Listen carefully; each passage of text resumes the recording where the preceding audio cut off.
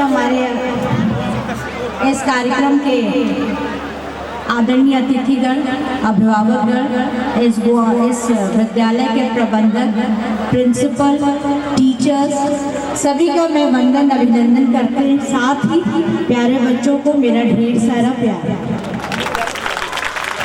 ये विद्यालय जब से एनुअल फंक्शन हो रहा है, हर साल मेरा आना होता है, पर आज समय मैं नहीं दे पाऊंगी, इसके लिए मैं क्षमा चाहती हूँ।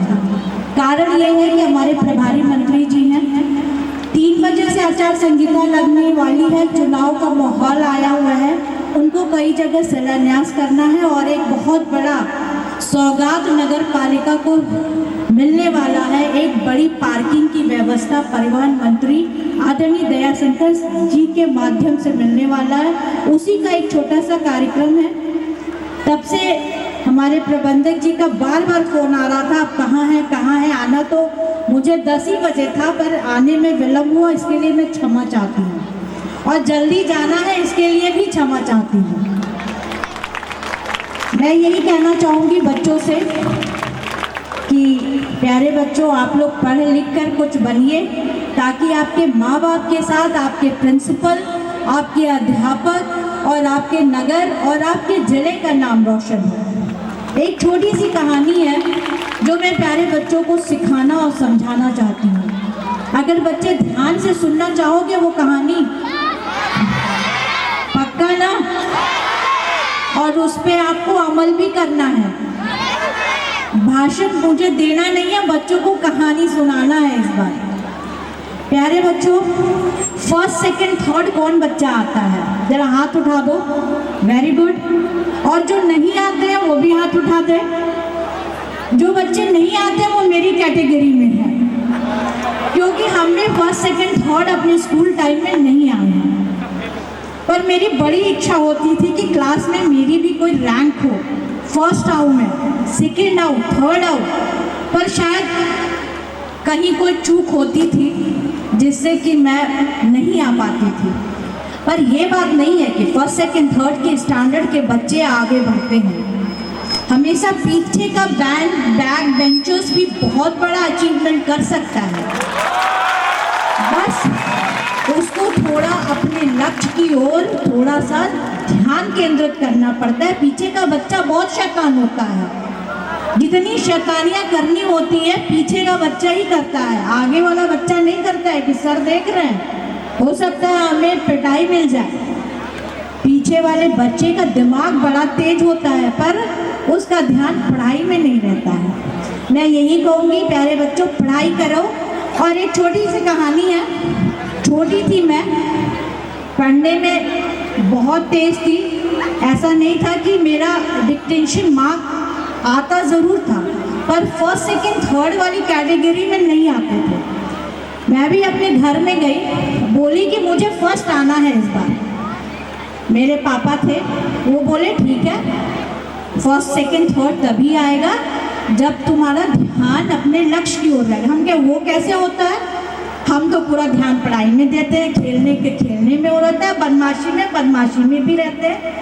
तो बोलते पतंग उड़ाना वो मुझे सिखाए थे, आज भी मुझे पतंग उड़ाना आता है। कभी विद्यालय में पतंगबाजी सर रखेंगे तो मैं ज़रूर आप लोग के साथ एक पतंग उड़ाऊंगी। तो बोले छत पे, ठंडी का मौसम था, छत पे हम और मेरे पिताजी ठंडी मौसम में पतंग उड़ाने गए। वो अपनी पतंग उड़ाए, हमने अपनी पतंग उड़ाई। मेरी पतंग बहुत ऊंची उड़ रही थी। मैं तो बोली कि बस मेरा फर्स्ट में आ गई इस बार, लग रहा है। तब तक मेरे पिताजी ने कहा कि बेटा ये जो डोर है पतंग की आप छोड़ दो। मैंने खुश होकर कहा कि पतंग इतनी ऊंची उड़ रही है, छोड़ दूंगी तो शायद और ऊंची उड़ जाएगी। हम भी खुश होके पतंग की डोर को मैंने छोड़ दिया। पतंग बहुत ऊंची गई, फिर थोड़ी देर में वो लहराते हुए वापस जमीन पे आ गई। मैं बोली कि भाई आप बोले थे कि पतंग को छोड़ दो, हम छोड़ भी दिए, ऊपर भी गए और नीचे भी आ गए। हम तो फिर अपनी जगह पीछे के बेंच पे आके खड़े हो गए। फर्स्ट तो हम आए नहीं।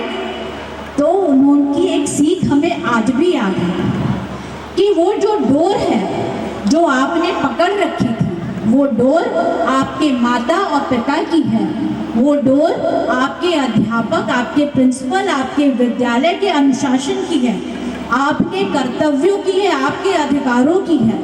अगर वो डोर आपकी जिंदगी से छूट जाएगी, आप आगे तो जितनी स्पीड में बढ़ोगे उतनी स्पीड में आप पीछे आ जाओगे। तो हर बच्चा उस डोर को पकड़कर अपने जीवन के लक्ष्य को पार पा सकता है। और प्यारे बच्चों, आप अपने माँ बाप का कहना, अपने प्रिंसिपल का कहना, अपने अध्यापक का कहना ध्यान से सुने तो ज़रूर आप अपने जीवन में बहुत आगे जाओगे। और एक समय आएगा आप यही कहानी अपने बच्चों को भी सुनाओगे कि हम बड़े होकर कुछ बन जाएंगे, तो ज़रूर ये कहानी आपके मन मस्तिष्क में एक बार ज़रूर आएगी कि वाकई वो डोर हमने थाम रखी थी, अपने पिता माता पिता की डोर को मैंने थाम रखा था, इसी से मैं इतने आगे आई हूँ। तो क्या बच्चों, पढ़ाई पे ध्यान मिलेगा, खेल में ध्यान मिलेगा, शैतानी में भी ध्यान देना है। ये नहीं है बच्चे हैं तो शैतानी करेंगे, पर साथ में अपने पढ़ाई पे भी ज़्यादा ध्यान देना चाहता है। तो जो फर्स्ट सेकंड थर्ड बच्चे हैं उनको बहुत बहुत कॉन्ग्रेचुलेशन, आगे बढ़ो, स्वस्थ रहो, मस्त रहो, अपने लक्ष्य को प्राप्त करो।